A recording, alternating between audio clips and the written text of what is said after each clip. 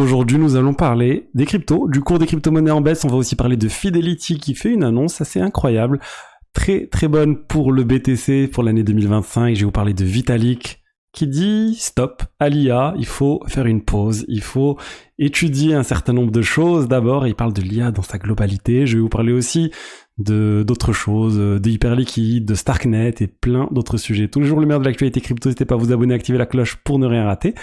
On va commencer avec le cours des crypto-monnaies. On a une baisse aujourd'hui, une baisse qui continue en fait. BTC 95 000 $, moins 3%, Ethereum 3344, moins 4%, Solana moins 5, ADA moins 9.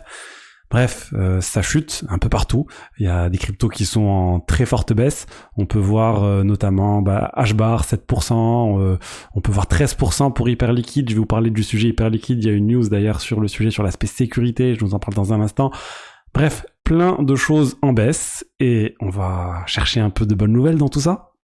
Et regardez ce que nous dit Fidelity. Fidelity, donc le géant de l'investissement, de l'asset management.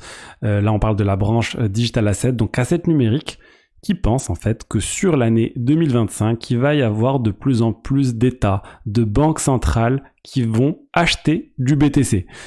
C'est juste énorme, hein. C'est ce qui est prévu par Donald Trump, en tout cas, de construire une réserve de BTC. Est-ce que c'est les actifs saisis? Est-ce que c'est autre chose? Est-ce qu'ils vont se mettre à acheter régulièrement? Là, il faut attendre qu'un projet de loi passe, et notamment, on a le Bitcoin Act of 2024 qui a été proposé par la sénatrice Cynthia Lummis.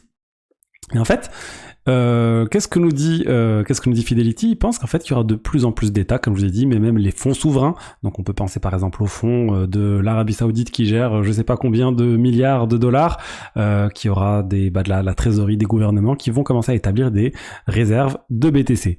Et ce qu'ils disent aussi, c'est que ça devrait se faire en fait de manière discrète, on va dire. Dès que si Donald Trump passe à l'action, il se dit en fait que les autres États vont commencer à le faire de manière assez discrète pour pas en fait venir faire exploser le cours du BTC en disant on va acheter des milliards et des milliards de BTC, en annonçant tout simplement cette déclaration. Ça va faire exploser le cours du BTC. Ils pourront pas acheter autant que prévu. Donc ils pensent que ça va se faire de manière discrète et d'un coup on va avoir des États qui vont annoncer voilà, on vient d'acheter 1 milliard, on vient d'acheter 2 milliards, on vient d'acheter 5 milliards de BTC. Et ça serait juste énorme. Et moi, je pense vraiment que c'est le catalyseur du prochain bull run ou de la suite de ce bull run. C'est ça qui fait encore un multiplicateur élevé sur le Bitcoin. Et le pari de certains, c'est que ça va aussi pousser d'autres cryptos. C'est toute la difficulté, c'est de savoir est-ce qu'on aura dans ce bull run un Bitcoin qui va continuer d'exploser un peu tout seul, ou il y aura cette fameuse alt season que beaucoup de gens attendent. Pour moi, tout est possible et c'est pour ça que je reste aussi exposé au BTC. Parlons maintenant, on va parler tout de suite de Vitalik avec l'IA, mais juste avant, je vous rappelle, il y a la promotion avec Bitvavo. 10 € sont offerts sur cet exchange PSAN, partenaire de la chaîne. Les frais sont vraiment très bas sur les paires USDC, on parle de 0,05%. Ça se fait via l'application Pro et regardez, ils ont rajouté énormément de tokens en décembre. On parle notamment de CoProtocol, donc CoSwap, c'est un agrégateur d'exchange que j'apprécie particulièrement. Morpho aussi, c'est un concurrent très très solide à AAV qui prennent en compte vraiment la sécurité. C'est primordial chez eux la sécurité. Bref, Morpho, j'apprécie énormément ce projet. On a aussi du Swell, donc l'aspect restaking sur Eigenlayer, etc. J'en ai pas mal parlé. Mais vraiment, Morpho et CoSwap, j'aime bien ces protocoles qui ont été rajoutés. Après, il y a d'autres choses liées au même coin, Chillguy. On trouve aussi des choses liées aux agents IA avec Virtuals. Hyperliquid dont je vais parler dans un instant. Bref, pas mal d'autres de protocoles, n'hésitez pas à vous inscrire, vous avez le lien dans la description. Alors parlons maintenant de Vitalik. Qu'est-ce que nous dit Vitalik sur l'IA? Regardez, l'article de Defiance, c'est Vitalik appelle à une pause, soft pause sur le développement de l'IA pour bien maîtriser les risques. Et concrètement, ça suit en fait la philosophie qu'il avait annoncée il y a quelques mois, la Decentralized Defensive Acceleration. Bref, ça vient en opposition à un mouvement qui vient à chercher la croissance à tout prix, on va dire. Et il dit l'IA, oui, il faut faire quelque chose pour l'IA parce que potentiellement on n'est pas si loin que ça de l'AGI. L'AGI, l'Artificial General Intelligence, bref, l'intelligence IA qui vient vraiment faire la même chose que les humains, et après plus tard on aura la super intelligence qui sera encore mieux que les humains. Et il dit en fait, il y a deux sortes de pauses il y a deux solutions pour essayer de limiter ça. On peut mettre en place une clause de responsabilité, c'est-à-dire rendre les développeurs responsables de l'IA, rendre ceux qui déploient des modèles responsables, les utilisateurs aussi de l'IA responsables. Et potentiellement en faisant ça, ceux qui sont à l'origine de l'IA vont prendre en compte les risques et éviter qu'on ait un scénario catastrophe. Mais il dit aussi, une autre solution, c'est un soft pause, donc une sorte de, c'est pas un hard pause, c'est-à-dire c'est pas une pause totale, mais c'est une pause globale au niveau du hardware lié à l'IA. Donc arrêter de développer des puces cryptographiques trop poussées, limiter le développement de l'IA pour qu'on n'ait plus d'IA qui devient trop intelligente, on va dire, avant qu'on vienne contrôler, savoir mesurer les risques. Et il fait référence à ce mouvement Pause AI ils font un appel clair. Ils disent il faut pas développer de modèle IA plus puissant que GPT-4. Donc c'est assez clair, ils disent on a une pause, on doit le faire maintenant, sinon on risque l'extinction humaine, l'IA risque de venir détruire l'humanité, on risque de perdre le contrôle. Moi je suis pas d'accord honnêtement avec ça, je pense pas que ça soit réaliste, on peut pas mettre d'accord tous les États sur une pause liée à l'IA, c'est comme dire on va faire une pause de la recherche, faire une pause des mathématiques, c'est pas possible, les gens vont continuer de développer ça, il y aura toujours des développeurs open source qui vont pousser le développement de modèles IA, et ça pourra pas se faire. Moi, je n'y crois pas. Je pense qu'il y aura toujours des pays, des personnes qui vont continuer à développer tout ça. Et malheureusement, ça sert à rien de lutter contre le développement de l'IA. En tout cas, on pourra pas limiter le développement de l'IA. On peut étudier en parallèle comment maîtriser tout ça, comment essayer de mettre des garde-fous. Mais stopper, je n'y crois absolument pas du tout. Donc voilà, Vitalik nous a fait une sorte d'appel en disant oui, il faut réfléchir à tout ça. Après, oui, il prend des pincettes, il dit qu'il y a certaines choses à faire. Sa philosophie est beaucoup plus complexe. Il a fait tout un article très très complet sur le sujet. Vous pouvez le retrouver sur son blog vitalik.ed.limo. Mais sur l'aspect IA, c'est ce qu'il dit. Donc voilà, je sais pas ce que vous en pensez. Est-ce que l'IA va détruire l'humanité? Est-ce que vous pensez qu'il faut stopper tout ça? Est-ce que c'est réaliste de stopper tout ça? Bref, je vous ai donné mon avis, mais je sais qu'il y a des avis divergents sur le sujet. Ensuite, on va parler, je vous ai parlé hier, je crois, c'était FTX Europe qui avait été racheté par Backpack.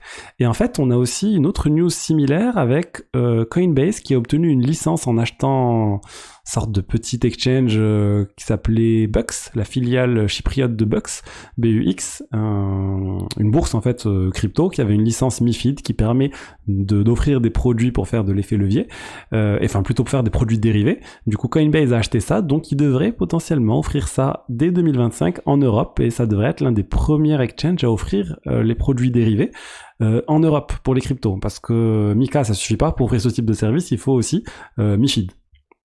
Donc voilà, ça sera peut-être le retour d'un certain nombre d'exchanges qui faisaient ça par le passé, Binance par exemple, et qui ont arrêté de l'offrir par exemple en France suite à l'enregistrement PSAN qu'ils ont eu. Donc voilà, affaire à suivre, je pense qu'il va y avoir une nouvelle vague maintenant d'exchanges qui offrent de nouveau les contrats futurs en Europe.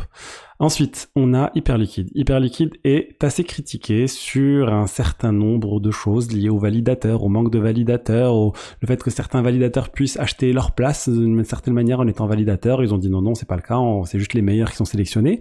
Mais moi, ce qui m'inquiète dans tout ça, c'est que ils ont fait une déclaration que je trouve assez inquiétante, en disant oui, c'est vrai que le logiciel qui fait tourner Hyperliquid, donc je rappelle Hyperliquid c'est une sorte d'exchange décentralisé pour faire de l'effet, pour faire des contrats futurs, il y a un nombre limité de validateurs, il y en a 16, et surtout le logiciel qui fait tourner Hyperliquid, il est closed source, il n'est pas open source, c'est une sorte de binaire que les validateurs font tourner sans savoir exactement ce qu'il y a dedans. Et ils disent oui, le code est c'est closed source pour le moment, et en gros ils disent que ça devra être open source, mais c'est pas sécure pour le moment de le rendre open source. Mais honnêtement, j'ai travaillé, on va dire, dans ce milieu pendant un certain temps, mais c'est pas une raison de pas rendre un logiciel open source. Si vous n'avez pas confiance dans votre logiciel, malheureusement, si vous pensez qu'il y a des failles, les hackers vont pas s'arrêter et vont réussir à identifier les failles, même si c'est en source fermée. C'est vraiment c'est de la sécurité par l'obscurité, c'est pas la bonne méthode pour faire ça. Alors oui, ok, il peut prendre quelques temps, mais ça fait longtemps maintenant que le projet existe. Ce qui est standard dans la crypto, c'est d'avoir tout open source. Là, Hyperliquid, ils optent pour une approche différente. Ils gèrent des milliards sur le bridge. Il y avait dans les 2 milliards de dollars d'USDC. Donc ça serait un piratage énorme si ça vient avoir lieu. Faut être vigilant sur tout ça et surtout ils disent voilà, ça va pas changer pour le moment. Nous pour l'instant on va rester comme ça et je pense qu'ils vont rester comme ça très longtemps. Donc attention, si vous êtes utilisateur d'Hyperliquid, sachez que ce n'est pas open source. Donc voilà, est-ce que c'est il y a pas beaucoup de validateurs, c'est pas open source. Est-ce qu'on peut vraiment parler de quelque chose de réellement décentralisé? En tout cas, c'est pas dans la philosophie des exchanges décentralisés. Ensuite, on a Starknet. Starknet, donc on en a pas mal parlé de sa solution de niveau 2 sur Ethereum, mais il vient de lancer le SN Stack. Ça permet de lancer des blockchains spéciales, des app-chains, on va dire, des blockchains qui ont une seule utilité ou une seule application. Et l'exemple qui a été donné, c'est Paradex. C'est une app-chain qui a été lancée en utilisant la SN Stack. D'ailleurs, j'utilise Paradex, mais bon, pas pour... si, pour trader, mais c'est plus pour l'airdrop. Il y avait un truc intéressant à faire sur Paradex. Et donc, ils continuent, en fait, de développer ça. Ils l'ont annoncé officiellement. Paradex, c'est le premier app-chain qui est sorti. Et ça va permettre d'avoir plein de blockchains qui vont venir lancer des app-chains performantes avec très peu de frais, c'est un peu l'avantage. Après le langage, ça reste Kero, donc Kero, on en a pas mal parlé, c'est un langage de programmation qui se veut, on va dire, mieux que Solidity. La Kero VM, mais malheureusement, il y a beaucoup moins de développeurs qui s'y connaissent dans cette VM. Donc bon, en tout cas une bonne chose pour Starknet qui devrait avoir de plus en plus du coup de projets qui viennent construire sur cette technologie pour développer davantage l'écosystème. Et une dernière news, on a Ripple qui a fait un partenariat avec Chainlink pour avoir des oracles pour le prix du RLUSD, leur stablecoin. Donc ça, c'est bon, c'est lancé sur Ethereum et sur XRP Ledger et ça va permettre d'avoir le RLUSD qui est mieux intégré à la finance décentralisée. On peut imaginer par exemple AV qui s'intègre avec le RLUSD désormais parce qu'ils auront l'oracle de prix pour pouvoir voir le prix réel du RLUSD et faire des intégrations poussées dans la finance décentralisée. Donc ça, c'est une bonne nouvelle pour Ripple et pour l'adoption de son stablecoin. Ils veulent vraiment que ce soit le plus adopté possible dans la DeFi, mais aussi dans les exchanges centralisés. Ils ont annoncé pas mal d'exchanges à venir où il y aura le RLUSD. Donc voilà ce que je vous dis aujourd'hui sur les diverses actualités crypto. J'espère que le contenu vous a plu. Si c'est le cas, n'hésitez pas à liker, commenter, vous abonner. Et je vous dis à demain pour la suite. Salut, au revoir, ciao, ciao.